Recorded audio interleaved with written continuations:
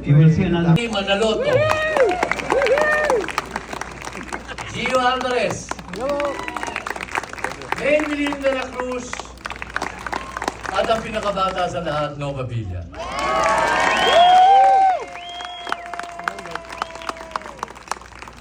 Thank you talaga for coming.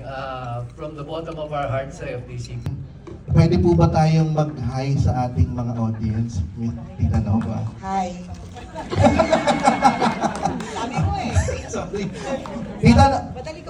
Tita Nova, ano po ang pakiramdam na ito yata ang first time na ipalalabas sa big screen ang newly digitally restored and remastered Home Along the Riles, the movie? May speech po ba kayo? Ayan, sige po. Pwede, dito po tayo, Tita Nova, para may patungan po tayo. Palakpakan po natin lahat, Miss Nova Villa. Ay, ang gaganda niyo. Okay. Ito naman aking kinodigo lang kanina. That sabi, baka akong mapiling magsalita.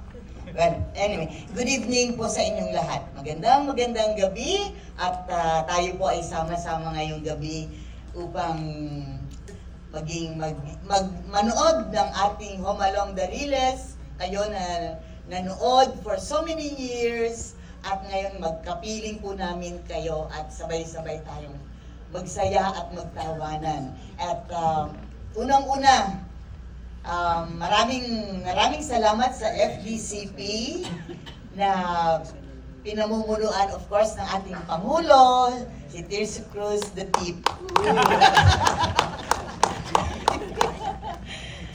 Sa pagbibigay-pugay sa aking love na si Kevin Cosme, si Dolphy. At narito rin ang ating the whole cast of iba na yung sinasabi.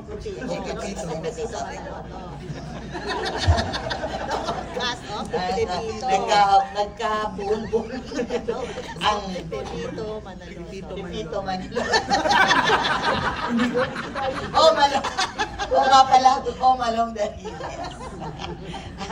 Anyway, kaya ngayon gabi ay nagsama-sama ang mga pamilya, Cosme, para magpasalamat sa napaka-special na parangal na ito. Kaya ngayon ay muli nating sariwain ang 13 years.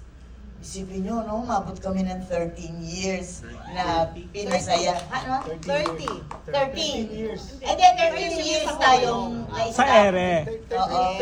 Tapos 30 years na. Pero kahit na wala na ho kami ng 13 years, alam niyo parang sariwang-sariwa pa rin ang Home Along the Riles. Sa mga kwentuhan sa mga bahay-bahay, nakatanda mo yung eksenang ganito, yung ganito, you see, yan po ang nagagawa ng comedy. Kultura po ng Pinoy yan yung comedy. Kahit na COVID tayo, nagagawa natin i-comedy yung mga ganyan, mga sakuna, mga problema sa buhay. Pero nakakatulong po ang comedy show sa atin ng mga Pinoy. Napapagaan natin yung mga mabibigat na problema at mga hinaing sa buhay. Kaya maganda po ang kultura ng Pilipino. Kaya kaya mahilig ang Pinoy sa comedy. At ito ngayong gabi ay isang special na parangal.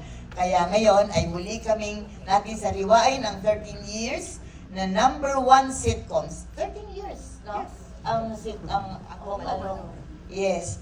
At and this time, the movie, hindi pa ho kami nagkasya sa sitcom lang. Gumawa pa ho kami ng pelikula. At ito po ay mapapanood ninyo, the whole cast. At dati nakikita nyo, maliliit pa itong mga batang ito. Ngayon sila na may mga bata. Ayan na silang mga babies. Anong malay natin? Baka yun naman ang mga kunyari, Bandolp II. Ayan, tingnan natin kung ganun din ang ugali ni Bandolp doon sa kanyang mga anak.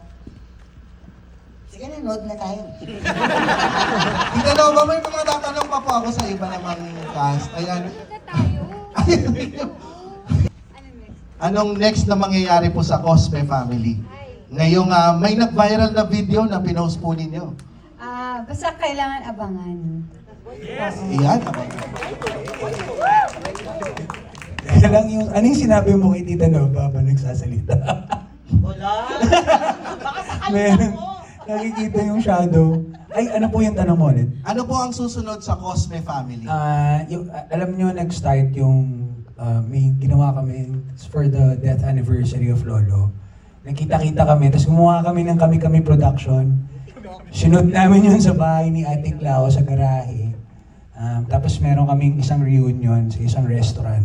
Nag-viral. Nakakatuwa. Actually, doon lang po na parang, ay, marami pa palang nakakaalala sa Home Along. Tapos yung nostalgia, I think yung kami kasi may na-develop na talagang, ito talaga pamilya talaga to. Tingin namin si Tita Nova talagang nanay namin. Si Smokey talagang kuya namin yan. Si Gio talagang ampon ng Quezon talaga to. Of course, and si Ate Clau. Huwag niyo lang isipin na ako talagang katulong niyo. Nakakatuwa po kasi pag magkakasama kami, malaking part pala yun na naaalala nila yung si Lolo. And it's good. Parang mas malawak po yung magkakasama kami. Pero yung totoo po, nag-get together lang kami talaga.